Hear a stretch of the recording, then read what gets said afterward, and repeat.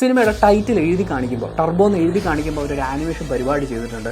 അത് അടിപൊളിയായിരുന്നു. വരാൻ പോകുന്നത് ഒരു ഇടിവെട്ട് സാധനമാണെന്ന് പറയുന്ന ഒരു ഫീല് നമ്മളിൽ ഉണ്ടാക്കുന്നുണ്ടായിരുന്നു.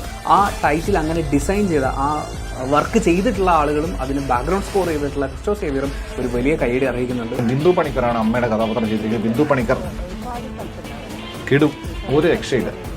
ബിന്ദു പണിക്കർ ഡയലോഗ് ഡെലിവറി ഇതിൽ കുറേ ഡയലോഗുണ്ട്, തിയേറ്ററിൽ കൂട്ടച്ചിരി ഉളവാക്കിയ ഡയലോഗുണ്ട്.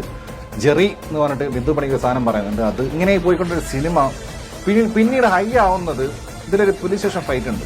അവിടെ മുതൽ പിന്നീട് അങ്ങോട്ട് പടം ഒരു വൈശാഖിന്റെ മേക്കിംഗ് കൊണ്ട് മാത്രം കീട്ടുമായിട്ട് പിന്നെ പോകുന്നത്. ലൈക്ക് പടേന്ന് പറയും, ഭയങ്കര ഫാസ്റ്റ്. അതിൽ എടുത്തു പറയേണ്ടത് ഷമീർ മുഹമ്മദിന്റെ കട്ട്സാണ്. ഒരു രക്ഷയില്ലാത്ത കട്ട്സാണ് ചെയ്തു വെച്ചത്.